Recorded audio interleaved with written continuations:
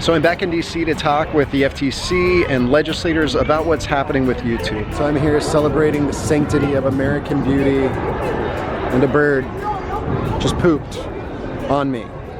So, poop on me. Good thing I wore a white shirt today. So I did some more examining. I didn't just get pooped on here, I also got pooped on here. How did that happen? That's incredible. Do I have more back on me? Hopefully that isn't an indication of how DC feels about me and my thoughts. So I was looking at the Gettysburg Address, which is really so profound. He ends it by saying that government of the people, by the people, and for the people shall not perish from the earth. And it is interesting that to have that, it requires our participation. We have to let our voices be heard. Luckily, I brought another shirt. So the way the FTC works is there's 5 commissioners who really have the final say on what's going to happen.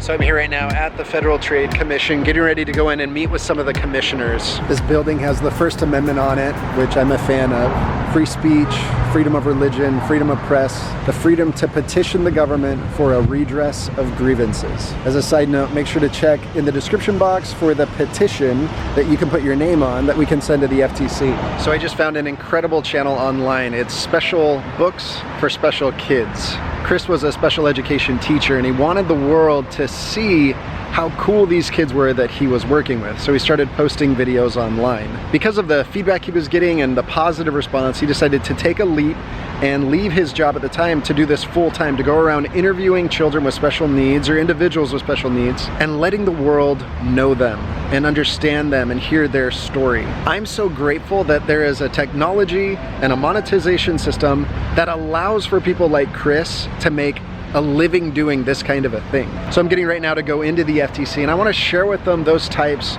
of stories. I want them to know and hear about the negative unintended consequences of their regulation decisions. Many of you are aware that we lost our comments on YouTube a couple months back.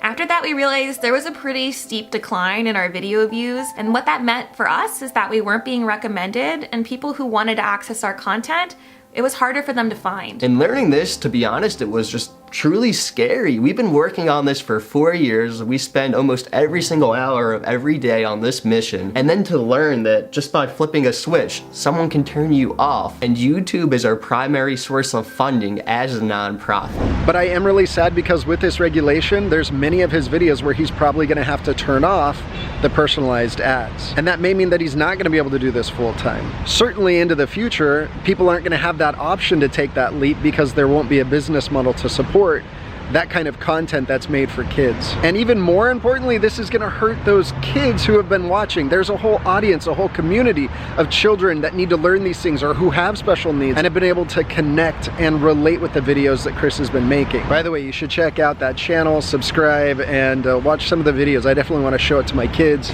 and help them see those conversations of how we can interact and learn from children and individuals with special needs. Well, I just got out of my meeting with the FTC and it went so well. They're really sincerely trying to do what's best there. I'm so grateful that they're listening to us and that they want to hear our stories. So again, if you haven't sent in your public comment, make sure to write in and tell them about your personal experience.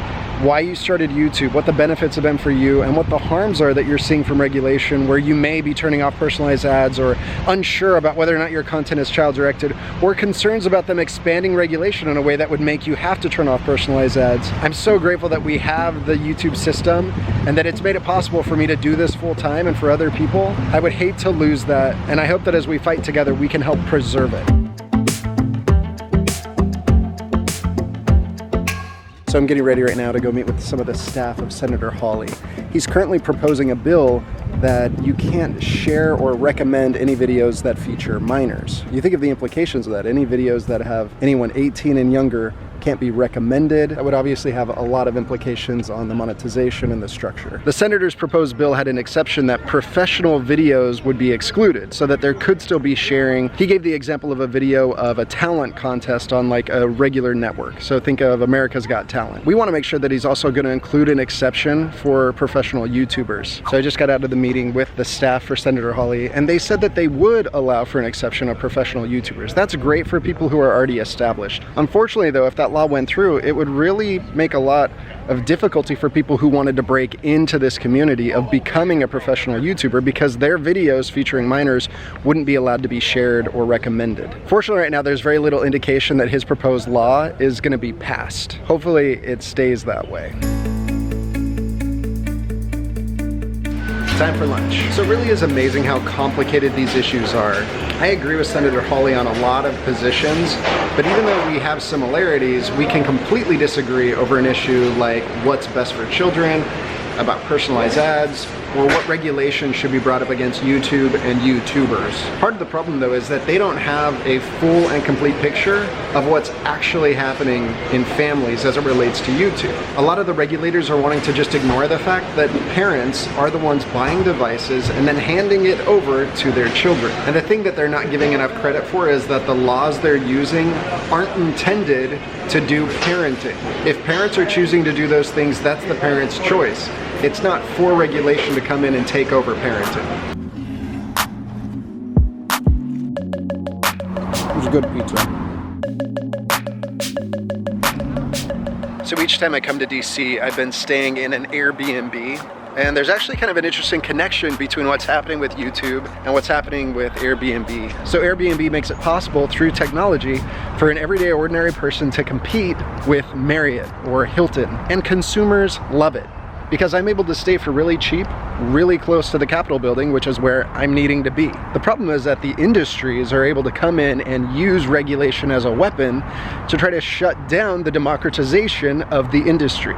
The same kind of thing is happening with Uber, and the same thing is happening right now to YouTube. And I guarantee that the lobbying money of the big competitors of YouTube have something to do with it. As a side note, Washington, D.C. is beautiful right now. The weather is perfect. Now I'm gonna head over to the National Art Gallery. Go check out some art while I'm here.